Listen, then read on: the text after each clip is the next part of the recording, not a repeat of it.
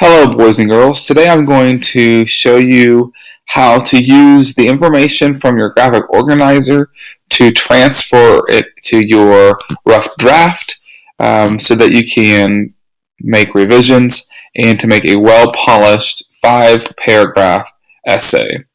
Now today I'm only going to talk about the first 2 paragraphs because paragraph 3 and 4 are very much like paragraph 2, and you've already learned about conclusions and how to wrap up your piece.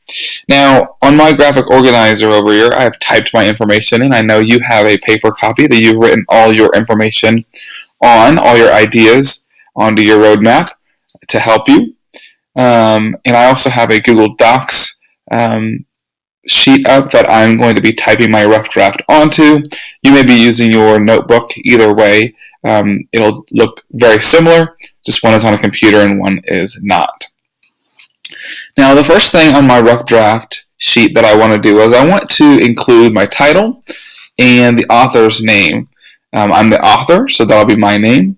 Now, a title on a typed piece and even on a written piece is always centered. And so on your screen, you'll be able to see how you can make things go along the left edge, words go in the center, or words go along the right edge, or evenly spaced throughout. We call it justify. We're going to be focused on the center button, where it moves my cursor to the middle.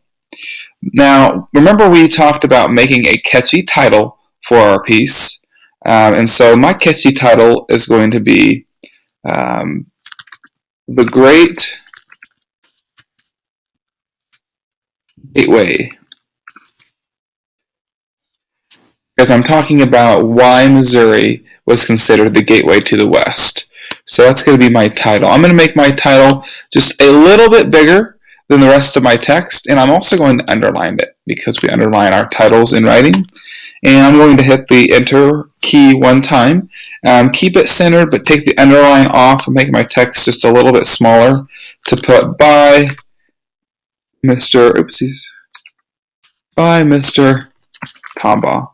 I'm going to click Enter key 2 more times, and then I'm going to change my alignment back to left align. Now remember, the first sentence in any paragraph should be indented, and so I'm going to hit Tab on my first paragraph to make sure that it's indented.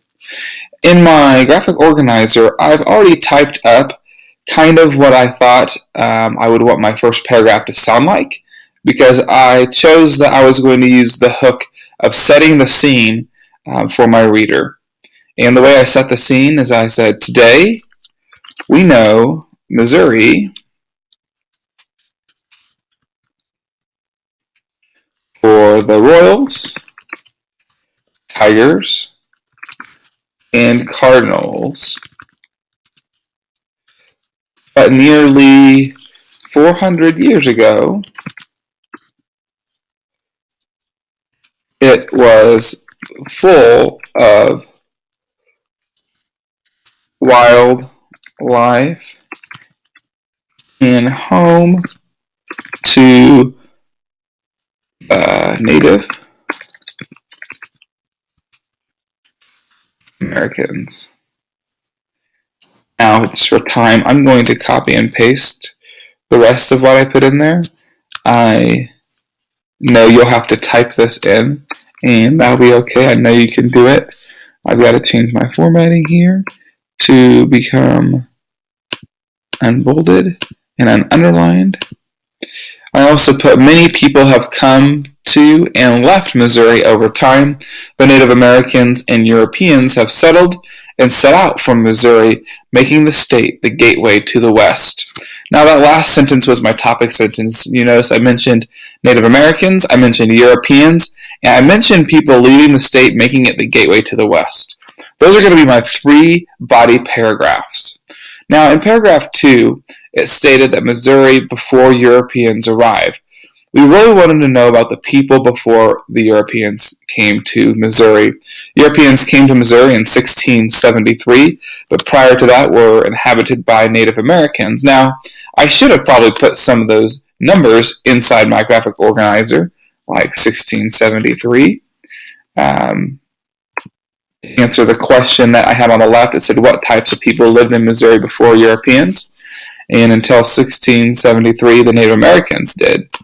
So back on my draft, I'm going to press enter twice to give me some space between my first and second paragraph so I can see them easily, pressing my tab key to make my indent, and using my first detail, my first bit of information on my organizer, I'm going to say, until 1673, Native Americans were the only people that lived in Missouri. If I keep reading some of my details that I have here, I can continue to add sentences to my piece. If you notice, on my graphic organizer, I didn't use full sentences. I used quick and easy details that I could refer back to, and now I'm turning them into longer sentences in my draft. I'm going to then answer the question, where do these people live? By simply saying, these people lived in caves and also built wooden buildings called longhouses. Longhouses were about 60 feet long. I'm going to put an exclamation point on there because I want my readers to know that that's a big fact, that they were 60 feet long. Now I've already got 1 sentence, 2 sentence, 3 sentence, and I still have 1, 2, 3 big details that I could continue to add. I'm going to add that Native Americans hunted bison and used them for clothes, food, tools, and shelter. Native American kids played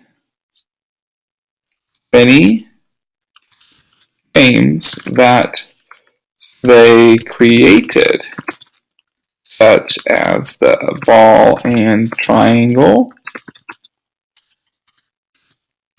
game. And if I wanted to, I could go into detail to describe the ball and triangle game. Native Americans were forced out of Missouri by Europeans that wanted their land. Now, I had 1, 2, 3, 4, 5 details, but if I look back in my sentences, I had 1, 2, 3, 4, 5, and 6 sentences. I could have even added a little more information to describe the game that the kids played, and maybe even to describe the different tools or food that Native Americans used the bison for. I hope this is a good start to help you take your information from your graphic organizer and turn it onto your draft.